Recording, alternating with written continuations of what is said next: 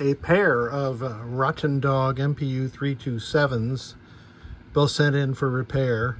This one is not working, and this one is not working. But this one is closer to working. At least it doesn't have a short across between 5 volts and ground. This one has a short between 5 volts and ground. So I want to show you how I use a reference board to test a board under test. So you start with a special triple if you've got it, or two, you can use two. You connect one side to ground, another clip to the red probe of your DMM, and to ground on the board under test. Set your DMM to diode check, and then it's just a matter of going through each of these chips, and I'll go through this one down here. Here, that's showing this board has got a problem because that's between 5 volts and ground. Here, this is probing the 5 volts on the power header, and what it should be is something closer to about right there. But this is the ground pin on this particular chip, so I'm going to expect ground there. But if I keep going down, the second pin is also grounded.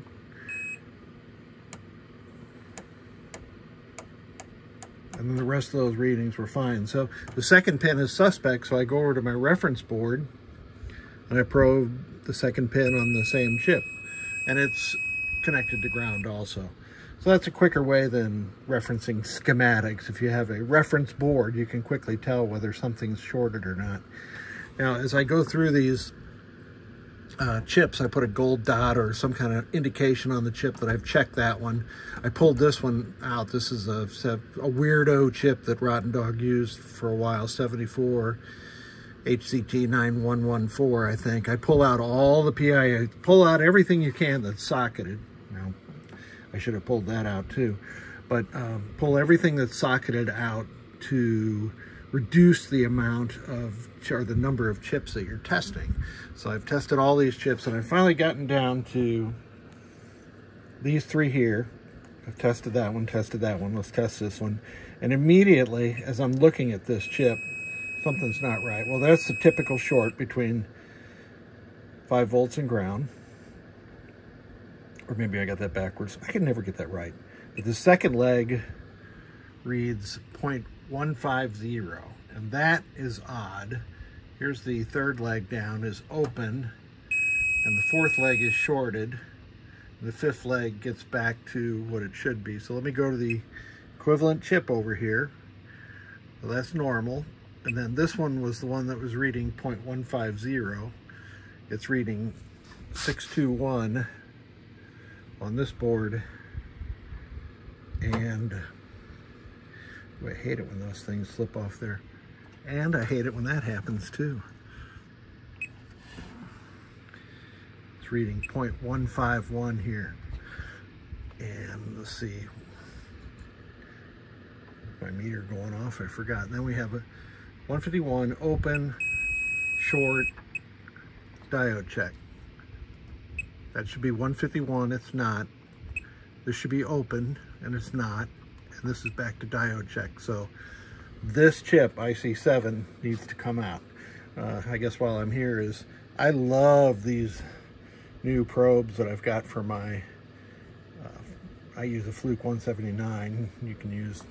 You may have a different one, but these things are like needles on the end, so it's very easy to keep your probe on the chip that you're working with. While I'm here, and it's Friday, I might as well thank RottenDog for bending over the legs on all of these chips. Every single chip on the board, that's just their manufacturing process, is bent over like that. That's a component, but if you go back to a chip, like here, every one of these legs is bent over, which makes it delightful, I must say, to remove the chip. And we have had some success. Booted up, alternating between the default high score to date and zeros. So what was it? Well, IC7 was roasted, so I socketed it and put a new chip in there.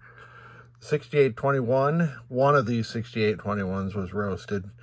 I don't remember which one because I didn't take note when I took them all out of their sockets, so I've replaced it. And I replaced the 555 timer because this one was acting a little hinky. So all better now.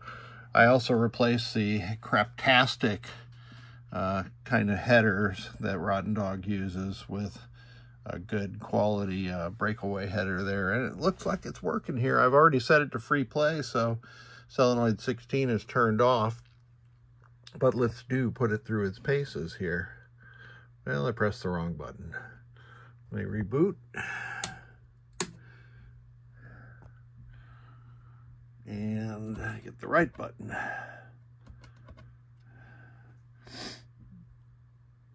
Blackout is apparently a 6-digit game, and you can see that the displays are working perfectly. And the lamp matrix is being driven perfectly. And I think the next test is solenoid test.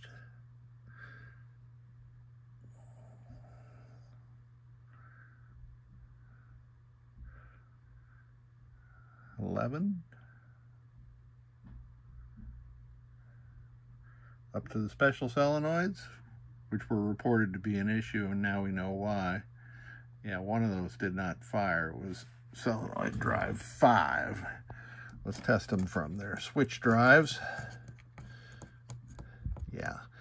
So solenoid 5 is inoperative, so I'm going to have to go back and figure out which one of these FETs on a RottenDog board it would be, since apparently, let's see, Q10,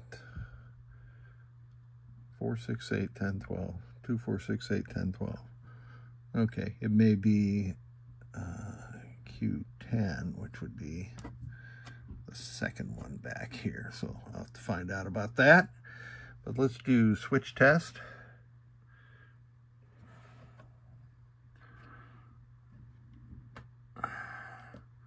And this is blackout, so it goes up to switch 46.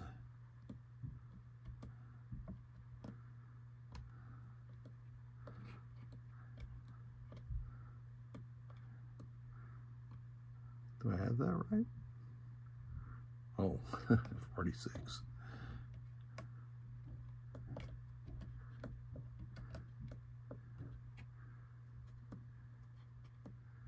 I must have put that down wrong. It's 45 is the last switch that blackout reports. Interesting. So let's press on here. I've already put it into free play, I mentioned, so let me just reboot it and get these displays going again. And there we go. I'll be right back. Let me change out that FET. Back in test again. You can see we're in progress.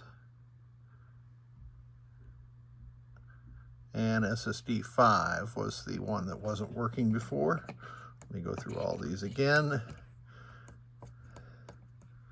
So this Q10, which I've placed a white stripe on top of, was in fact bad. So